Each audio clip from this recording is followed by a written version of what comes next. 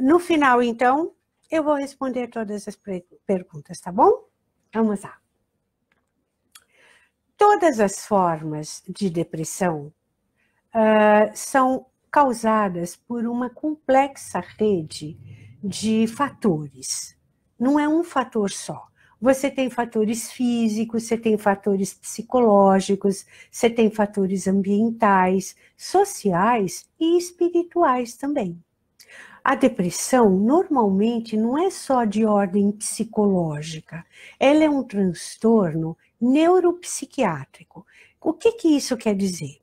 Quer dizer que o cérebro de uma pessoa com depressão não é igual ao cérebro de uma pessoa saudável. A neuroquímica funciona de outra forma, e nós vamos ver melhor isto. A depressão, ela pode ocorrer de várias formas e graus. E ela pode atingir algumas pessoas com apatia, se caracterizando pela apatia. Mas outras pessoas, ela pode se caracterizar pela agressividade.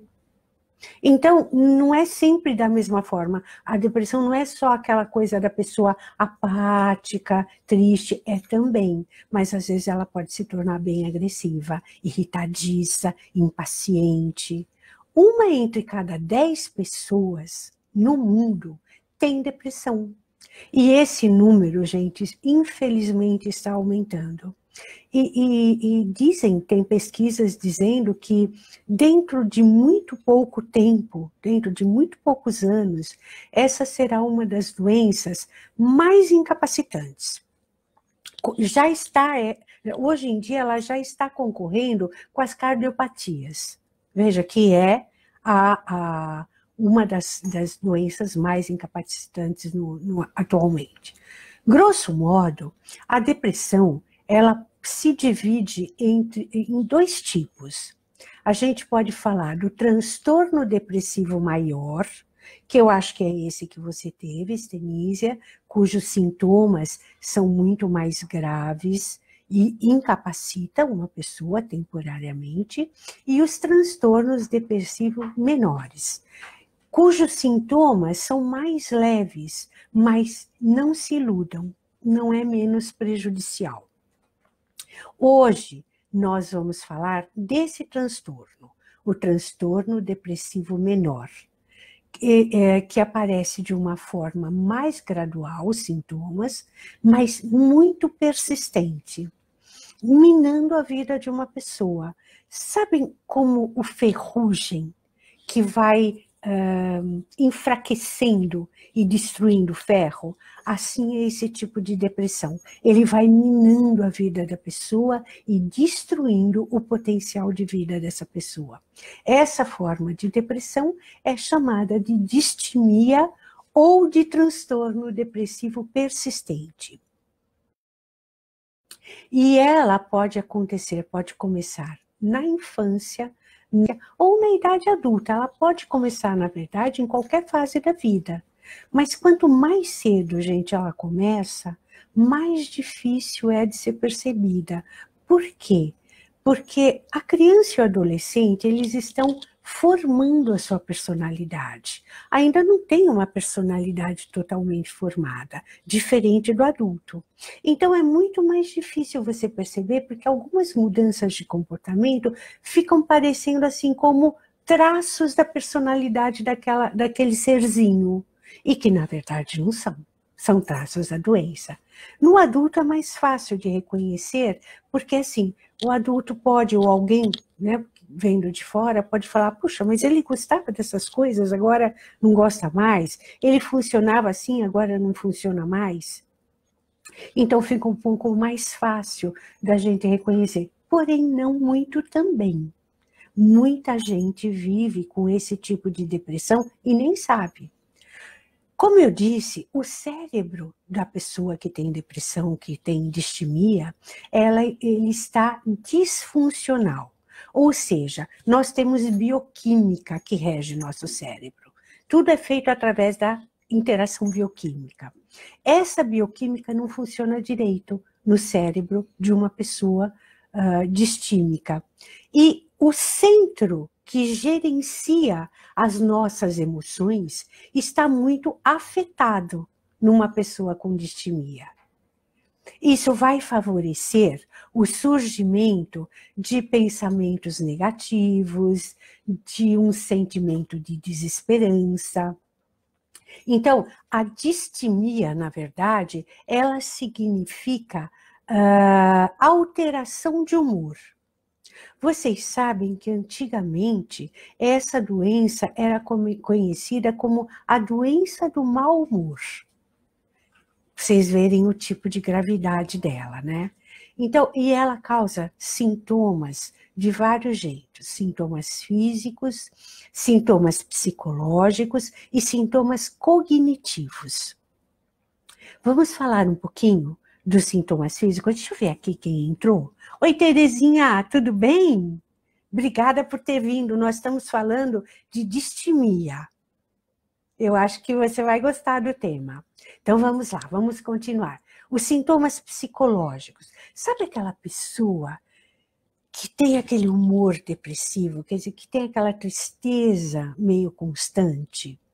Que é uma pessoa mal-humorada, que é uma pessoa que nada está bem, que tudo é difícil, que tudo é complicado, onde o que é ruim atinge uma proporção muito grande e o que é bom passa meio despercebido. São pessoas que reclamam muito. Sabe tinha um desenhinho que tinha, acho que uma hienazinha que falava, oh céus, oh vida, oh azar.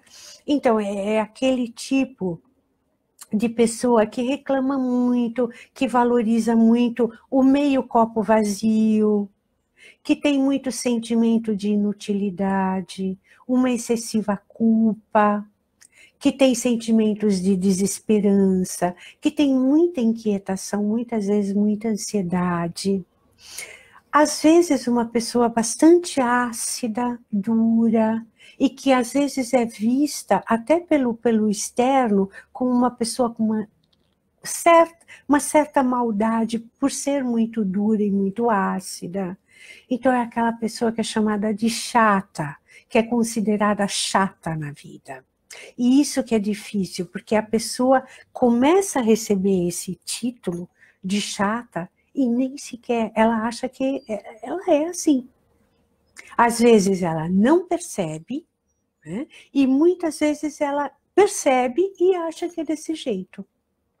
Então se tornam pessoas mais solitárias, pessoas com dificuldades de relacionamento. Deixa eu ver quem entrou. Oi, Ana Flora, tudo bem, Florinha? Que bom te ver. Oi, Marilena, tudo bem? Nós estamos falando sobre a distimia. Eu estou aqui dizendo dos sintomas psicológicos da distimia. Então, é uma pessoa bastante pesada de convivência. E não pense que a pessoa não sente também isso. É muito difícil para ela também. Vamos ver agora um pouquinho dos sintomas físicos. A distimia afeta o sono. Ou a pessoa tem hipersonia, ou seja, muito sono, aquela pessoa que quer dormir o tempo todo, ou ela tem insônia, ou seja, dificuldade de conciliar o sono, ou acorda no meio da noite com múltiplos pensamentos, e aí tem dificuldade para dormir novamente.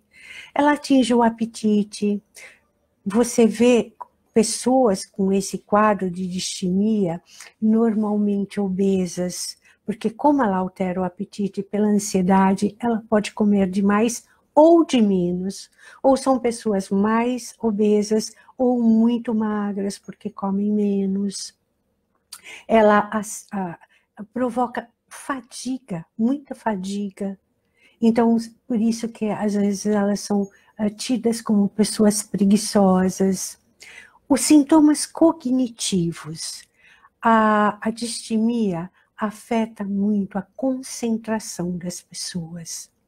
Então, são pessoas que normalmente têm dificuldade de reter informações, porque a atenção e a memória ficam prejudicadas por esse quadro.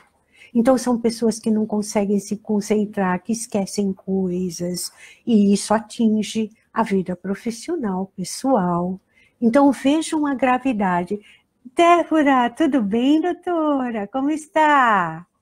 É, muita gente assim, Débora, e muita gente que nem sabe que é assim, né? Que bom, doutora Débora é geriatra, então ela está aqui nos prestigiando e ela lida muito com os pacientes com distimia. A distimia, então, gente, vai solapando a vida de uma pessoa, vai ter brilho, vai ficando aquela vida. Eu sempre falo para as pessoas que têm distimia, eu entendo, você é como se a vida fosse em branco e preto, né? É como se você assistisse a mesma imagem que todo mundo vê. Só que as pessoas enxergam colorido e você enxerga branco e preto. E isso faz uma diferença grande. As pessoas são muito rotuladas. Pessoas com distimia são rotuladas como pessoas chatas, pessoas pessimistas, pessoas preguiçosas, pessoas mal-humoradas. Então, o que acontece? Os amigos se afastam. Até porque não é fácil. Então, as pessoas tentam, tal, mas vão se afastando. E ela vai perdendo o convívio social. E causa muito sofrimento para o próprio paciente, para o próprio doente. Leva a pessoa sempre a viver, como eu disse para vocês, aquém do potencial dela. Ela poderia viver muito melhor, ela teria potencial para viver muito melhor. Só que não acontece, ela vive sempre abaixo daquilo. Então, prejudica os relacionamentos afetivos, prejudica a vida social, prejudica a vida familiar, prejudica a vida escolar, afeta a vida profissional. Então, a pessoa, vejam como isto abrange todas as áreas da vida. Isso, eu não sei o que é mais grave, para falar a verdade para vocês. Se uma depressão que tenha sintomas muito graves e seja aguda e, portanto, a pessoa não vai ter como não perceber, e ela vai ter que se tratar, ou essa depressão, que na verdade ela não incapacita diretamente, mas ela vai solapando a vida aos poucos. Ela tira a vontade de viver, porque essa é uma das características fundamentais da depressão e da distimia também, a falta de energia para a vida, a falta de vontade, de brilho com a vida. Então, como eu disse para vocês, criança também pode ter distimia, adolescente também. Aliás, hoje, infelizmente, na faixa da adolescência, está crescendo muito o número de depressões. E, infelizmente, de suicídios também. Então, a gente tem que estar muito atento. Só que na criança e no adolescente, muitas vezes, ao invés da tristeza, da melancolia, o que vai aparecer mais é irritabilidade.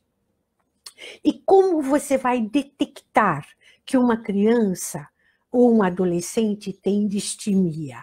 Você vai detectar pela mudança de comportamento visível.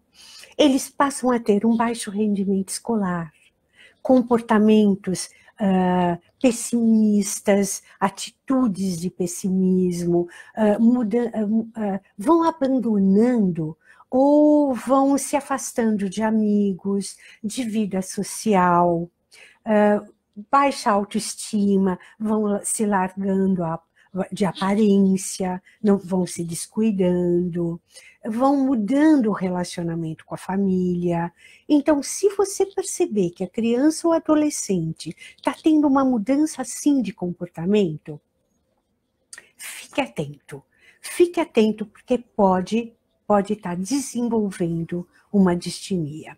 O tempo para você saber se uma pessoa, deixa eu ver aqui, Liliane, oi, tudo bem? Não sai o som? Tá saindo aqui. Tá saindo? Aqui tá saindo, Liliane. Aqui o Lucas aqui que tá me ajudando. Você ligou o microfone lá. Você ligou o microfone, o áudio? Oi, Lili, tudo bem, querida? Boa noite. Pessoas com complexo de inferioridade, isso. Daqui a pouquinho nós vamos falar muito sobre isso. Obrigada por ter entrado. Oi, Elita, Sandra, tudo bem? Nossa, gente, que gostoso! Quanta gente aqui, tô feliz. 54 pessoas. Que coisa boa! O Lucas está me falando que já 54 pessoas. Olha que coisa legal. Para uma primeira live, tá muito bom, não tá? Ai, que. Oi, Márcia, tudo bem? Então vamos lá, continuando, para você detectar se uma pessoa tem distimia ou não.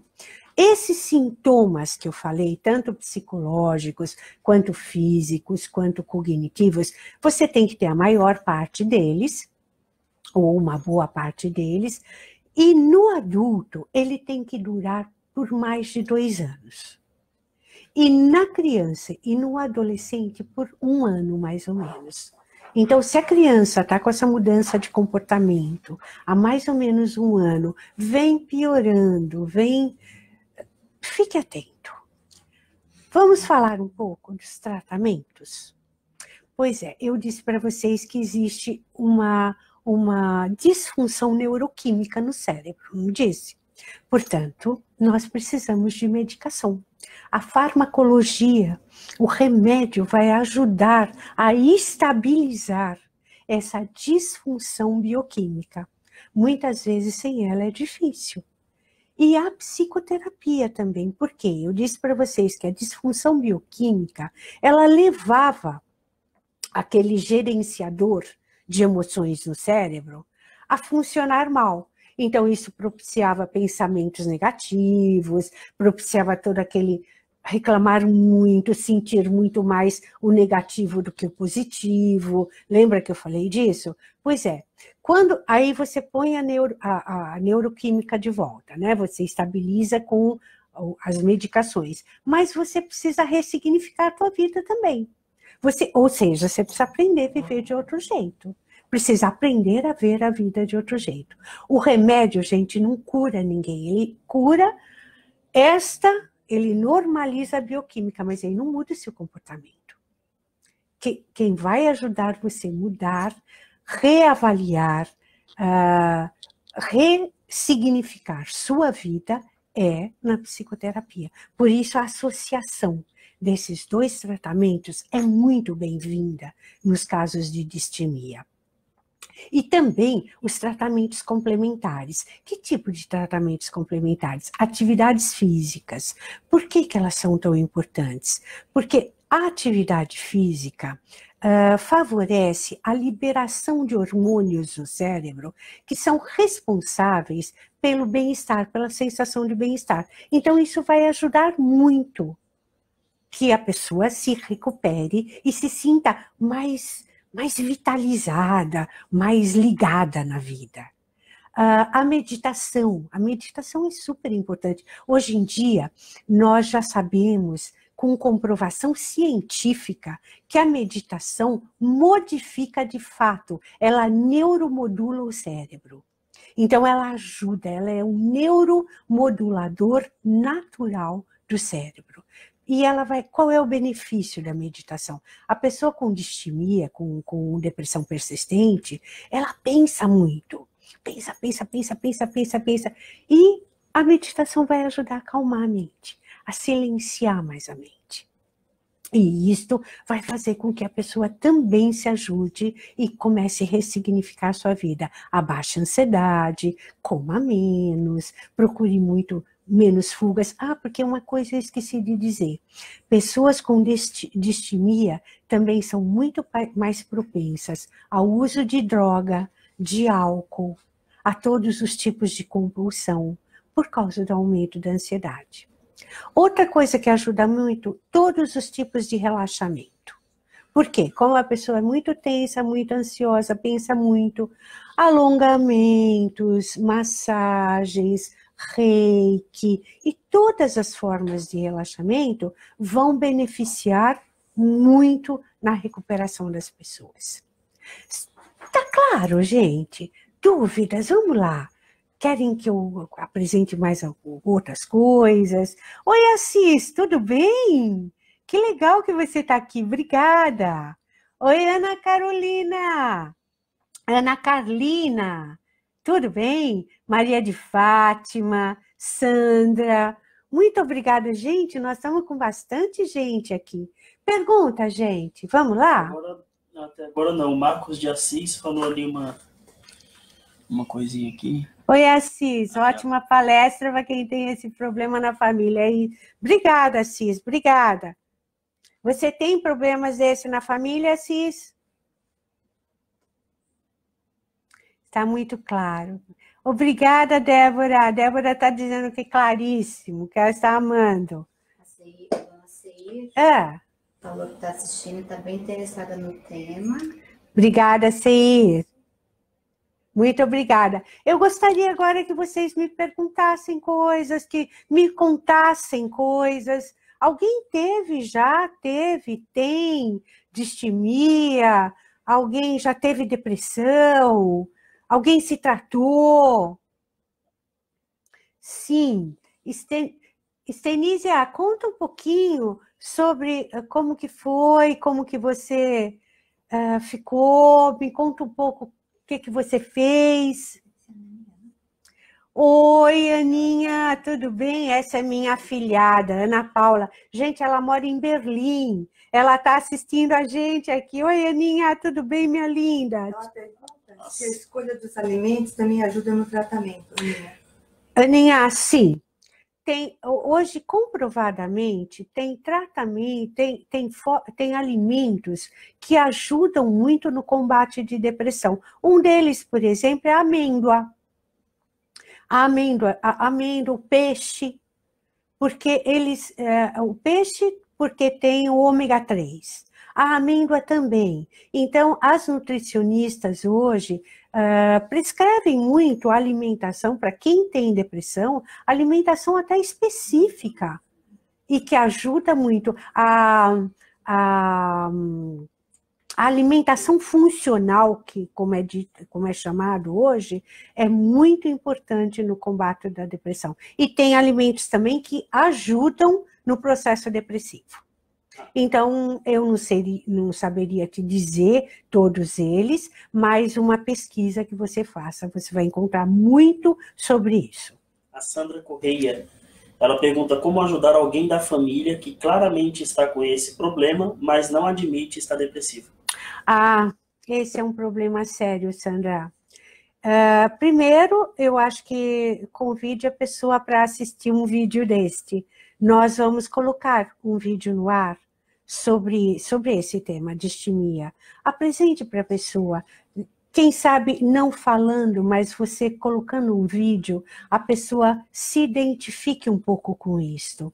E colocando de uma forma carinhosa para ela. As pessoas normalmente têm muito medo. Sabe por quê? Porque, infelizmente, acho que no Brasil e no mundo, mas especialmente no Brasil, vamos falar aqui, né, que somos brasileiros, aqui ainda existe muito preconceito com as doenças de caráter emocional e psicológico. Então, uma pessoa não tem vergonha, muitas vezes, de admitir, porque acha que ter uma depressão é fraqueza. Ela não sabe que a depressão também é fisiológica. Também ela tem um cérebro que não funciona adequadamente. Então, primeira notícia para ela, vá pelo físico. Mostre para ela que ela tem um cérebro disfuncional, que ela pode ter um monte de coisas que não são reações dela pessoa, e sim auxiliadas por esse cérebro que não está funcionando adequadamente. A Andréa Beatriz pergunta, doutora Yara, a falta de foco no trabalho tem a ver com algum tipo de depressão? Pode ter, não é necessário que tenha, né? Tem muitos quadros, por exemplo, que pode dar uma falta de foco no trabalho. Ansiedade, você não gostar do que faz, né? Você está descontente, você não ter achado a tua missão ainda, aquilo que toca teu coração, aquilo que faz tua vida ficar diferente. N quadros podem provocar uma falta de foco, né? Mas a depressão é uma delas. Você tem que considerar isso. Se você tiver os outros sintomas, ou parte dos outros sintomas, considere isso sim. Porque como ela prejudica a concentração, a memória, a atenção, óbvio que o foco fica mais difícil. Esclareceu? Vamos lá, mais uma? A Kívia, Ah? ela diz que cada Oi, dia... Kívia, tudo bem, linda? Cada dia tem mais alunos com problema dessa natureza. Tem, Kívia, infelizmente tem mesmo. E a gente que dá aula, Kívia, percebe o seguinte, hoje a depressão está atingindo muito mais, é incrível isso, a população jovem do que a população mais madura. Você sabe que pesquisas hoje, estudos científicos mostram isso, que na população mais madura, o índice de depressão não subiu muito, mas na população jovem sobe muito. Então, se nós estamos preparando menos os nossos filhos para as frustrações da vida, né? E quando eles começam a se deparar com as dificuldades, as frustrações, o jovem tem dificuldade de enfrentar. Talvez essa seja uma das razões. A multiplicidade de informações, a própria tecnologia, a internet, essa necessidade de saber tudo, de estar em tudo, uma vida um pouco mais, muito mais superficial, a falta de profundidade, enfim, infelizmente isso é real. E eu sei que você é professora e sei que você enfrenta isso com seus alunos. A Paty, ela pergunta, doutora, às vezes percebo a irritabilidade no meu filho e alterações de humor. Já tenho levado ele na terapia, mas gostaria de saber como ajudar mais. Além de todas as alternativas que você citou na palestra, ele na terapia, mas... Cadê aqui? Ele dificulta em querer fazer as atividades. Em querer fazer as atividades. Aí eu queria saber como posso ajudar mais ele, Uhum. né, no caso... Tem uma duração, a doença, no caso, já tratando? Olha... Como ele tem 13 anos, é possível ver? O problema, assim, é possível você ver, eu acho que é importante você fazer uma avaliação com um psiquiatra para ver se não tem nenhuma disfunção química, um psiquiatra de preferência especializado em adolescentes, porque o funcionamento é diferente, é uma fase muito específica. E conversando muito. Com adolescente, eu falo assim, pais de adolescentes têm que ter um disco que eles põem a tocar todos os dias falando a mesma coisa, até que a ficha caia. E isso muitas vezes não é que o adolescente não queira ouvir, é que ele está numa fase tão conturbada ainda de vida que ele está enfrentando tantos sentimentos ao mesmo tempo que ele não pode ouvir, mas uma hora cai a ficha. Então tem que falar, e não ser muito macia às vezes. Ele é muito protetor, eles têm que saber que a vida tem suas consequências e tem que sentir as consequências. Eu acho que antigamente, talvez os nossos pais preparassem mais a gente para as consequências da vida, então a gente não se assustava tanto. Hoje em dia, o excesso de proteção muitas vezes levam o adolescente a fazer um quadro de depressão, de distimia, justamente porque ele não está preparado para isso. Então, faça uma avaliação, fale e não seja tão protetora. A Débora diz que afeta em média 3 vezes mais mulheres do que homens. Isso é verdade. Infelizmente, as mulheres são muito mais suscetíveis à depressão do que os homens. Eu leio nos estudos científicos que chega ao dobro, às vezes até o triplo. E isso muito provavelmente por conta dos nossos hormônios, né, Débora? Isso causa a mulher sempre muito mais suscetível às questões emocionais. É um relógio muito mais delicado, de afinamento muito delicado. A Débora perguntou se a distimia tem componente genético. Tem. Distimia tem componentes genéticos, então você tem muito mais possibilidades se você tem na sua família em parentes de 1º grau, 2º grau. Se você tem quadros de depressão ou de distimia, de depressão persistente, você terá o dobro de chances de desenvolver. Então, você tem que estar atento, porque tem uma boa influência genética nisto. Uma coisa que eu gostaria de esclarecer para vocês, que a distimia pode durar, às vezes, na vida de uma pessoa a vida inteira. Se ela não reconhecer, não melhora com o tempo, gente. Isso, né? Porque como tem uma disfunção bioquímica, é muito difícil melhorar com o tempo. O uso de drogas prejudica mais. Né? Prejudica mais ainda. O uso falou, diferencial de adolescência e sim, uso de drogas. O uso de qualquer tipo de droga, mesmo de álcool. Já é comprovado que o álcool aumenta a depressão depois do efeito do álcool, né? No primeiro momento, ele bloqueia um pouco a crítica, então a pessoa tem uma sensação mais eufórica, mais alegrinha, ou às vezes mais agressiva, justamente porque liberou a crítica, mas depois ela aumenta a depressão. E todos os tipos de drogas também. A Lili Garcia, ela colocou assim, pessoas com complexo de inferioridade, que se comparam o tempo todo com os outros, pode estar com depressão? Pode ser que sim, Lili. Pode ser que sim, não necessariamente. Aliás, nós fizemos um vídeo, já foi pro ar, Rê? Aquele vídeo de comparar-se com o outro, não, né? Vai amanhã. Vai amanhã. Amanhã vai pro ar um vídeo que nós fizemos que se chama Comparar-se, o mal da atualidade. Onde eu vou falar disto.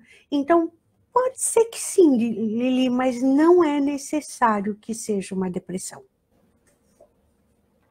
Mais alguma pergunta? Adoro! Oi, Dora! Tudo bem, querida? Que bom que você está aqui. A possibilidade, a Débora pergunta, né? A possibilidade de cura é incerta, por isso prefere-se o termo remissão dos sintomas, mesmo com tratamentos adequados? Exatamente. Na verdade, a gente não fala em cura da depressão. A gente fala em remissão dos sintomas, porque quem teve depressão, quem teve o primeiro episódio de depressão tem muito mais chance de ter um segundo episódio de depressão, um terceiro. Então, nós falamos em remissão dos sintomas e manutenção de uma fase boa. Uma coisa que eu não disse e gostaria de deixar claro é que pessoas com distimia podem desenvolver o tipo de depressão maior também. Elas podem desenvolver um tipo de depressão grave. Então, associado com a distimia, podem vir fases de depressão muito mais acentuadas e incapacitantes. Por isso, quem teve já um episódio depressivo tem que estar muito mais atento, cuidar-se muito mais e estar atento à depressão chegando. Quando está chegando, tem que cuidar muito. A Dora, ela diz, olá, boa noite, me chamo Dora Oliveira, me sinto assim muitas vezes, mas não conto com ninguém. Guardo para mim porque as pessoas se preocupam mais em julgar e isso só atrapalha. Sim, Dora, eu estava falando disso. Infelizmente, no Brasil, isso ainda é uma verdade. Tem muito preconceito, né? Muito preconceito. Às vezes, as pessoas acham que uma pessoa depressiva, ela é uma pessoa que não tem vontade, que não está se esforçando devidamente, que não está fazendo o melhor que ela poderia. Mas não são todas as pessoas também. Eu acho que buscar ajuda profissional, nesse caso, é muito importante. Dificilmente, Dora, pela minha experiência profissional, que já vai para mais de 25 anos que eu faço consultório, os quadros depressivos não remitem sintomas sem um bom tratamento. E o tratamento não é só químico, não. A pessoa tem que ressignificar a vida, tem que trabalhar aquelas questões que, juntamente com a bioquímica, favoreceram aquelas questões emocionais, que ela lidou de uma forma que favoreceram estabelecer um quadro depressivo. Veja, nós somos um todo, não dá para separar o físico e o psicológico, não são duas instâncias separadas. Tudo está funcionando em conjunto, e um sustenta o outro. Quem começa primeiro, o ovo ou a galinha, a gente não sabe, mas a gente sabe que tem que tratar os dois, porque senão a remissão dos sintomas é muito difícil. O Marcos, ele pergunta, como ajudar uma pessoa que se sente inferior às outras pessoas e a autoestima muito baixa? Olha, primeiro, o Marcos Assis? Isso. Primeiro, Assis, eu acho que a pessoa... Obrigada. Opa, posso tomar um golinho d'água, gente? A garganta vai secando. Obrigada. Primeiro, uma pessoa com baixa autoestima, ela detecta isso, e se ela não consegue fazer isso sozinha, ela procura uma ajuda profissional para isso. Porque muito dessa baixa autoestima, Cis, pode estar ligada com história, às vezes, que a pessoa, bem de começo de vida, sabe, história de primeira infância, de 1 aos 7 anos. Então, são histórias que têm que, muitas vezes, serem ajudadas por um profissional para você rever e ressignificar isso, rematrizar isso. E aí a sua autoestima melhora. Então, a autoestima baixa pode estar ligada com tanta coisa, mas tem a ver com a história passada da sua vida, certamente.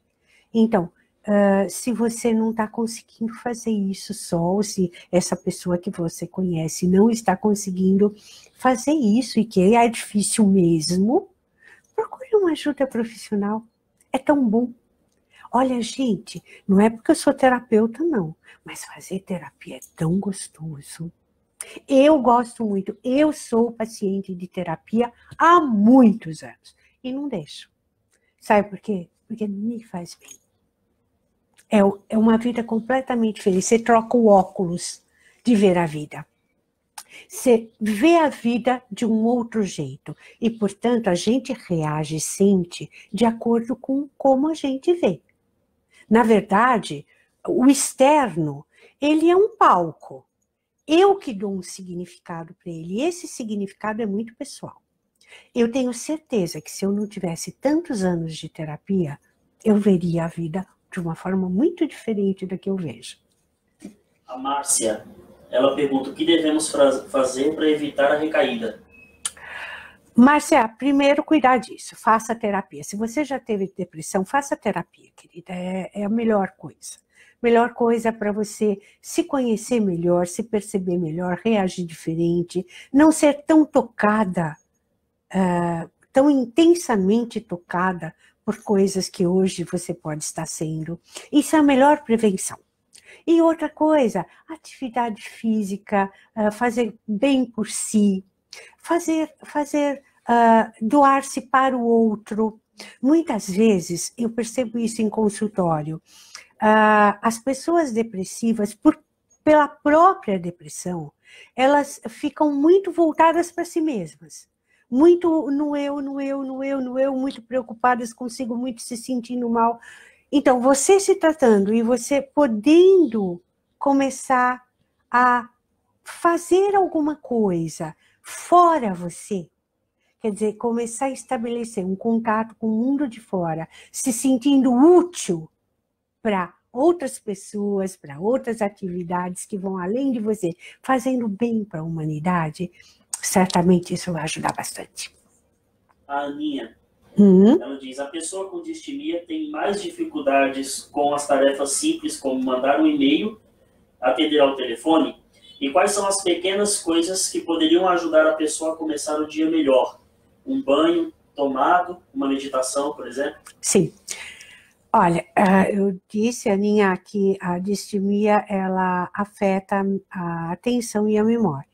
Então, e a concentração, obviamente. Eu indico muito, Aninha, a prática da meditação. E meditar, gente, não é um processo complicado como todo mundo pensa. Eu sou uma meditadora, eu tenho uma prática regular, diária, e isso trouxe muitos benefícios para a minha vida. E meditar é uma coisa simples, não é não pensar. Meditar é você começar a prestar atenção naquilo que você pensa. Em primeiro lugar, é sentar por 15, 20 minutos, em silêncio, sem telefone, sem estimulação, num ambiente calmo, quieto, né? Que pode ser até dentro do seu banheiro, onde você quiser, onde você tiver um momento de sossego, onde você estiver sozinho. Sentar, fechar seus olhos, coluna reta, né? Porque as informações passam pela coluna reta, e começar a observar a tua respiração e observar teus pensamentos. Só que não pegar o pensamento para pensar. Uma coisa é eu pensei assim, ai, tô com fome, agora eu vou pegar o pensamento para pensar, puxa, acho que eu vou jantar, ou não sei o quê, eu vou comer uma salada, eu vou fazer isso, eu vou fazer aquilo. Peguei o pensamento para pensar. Outra coisa é eu observar, nossa, passou um pensamento de fome. Deixa eu passar. Como, eu falo que é sempre como um carrinho numa rua, sabe, numa estradinha. Deixa o carrinho passar. Não pega o carrinho, não segura. Deixa o carrinho passar. Isso é meditação. Tem vários vídeos no YouTube que ensinam a meditar. Hoje você tem recursos 1000. Eu acho que isso é muito bem-vindo. Mais do que tomar um banho. Vamos lá, mais perguntas? A Regina, ela perguntou qual a importância da respiração. Muita. Aliás, respirar é vida, não é? A gente vive porque respira. A hora que a gente para de respirar, o corpo morreu, né? Então, respirar é entrar vida dentro de nós. É estar presente na vida. Então, se eu respiro muito curtinho, é como se eu estou vivendo pouco, está entrando pouca energia dentro de mim. Pouca energia vital. Respirar é trazer energia vital para dentro de si. Então, primeira coisa, aprender a respirar. Não pense que todos nós sabemos, não. A gente sabia quando era bebê. Todo bebezinho nasce respirando muito bem, obrigada. Só que as tensões, os bloqueios, os traumas, as fobias, os sentimentos, enfim, a vida vai fazendo com que a gente respire cada vez menos. Cada vez mais aqui em cima só. E não na barriga. E a respiração completa é aquela que vai desde o baixo ventre até o ápice da tua cabeça. Então, também tem muitos vídeos no YouTube que ensinam a respirar. Aprender a respirar faz muito bem para a depressão, gente. Geralmente, quem tem distimia, quem tem depressão, respira muito mal. A Estenísia perguntou por que dá crise. Por que dá crise? Isso. Estenísia, você está dizendo por que acontecem os novos episódios de depressão, é isso? Porque você tem episódios repetidos de depressão? Primeiro, pela disfunção química e emocional. Então, é o que eu disse para você, tem 2 componentes aí.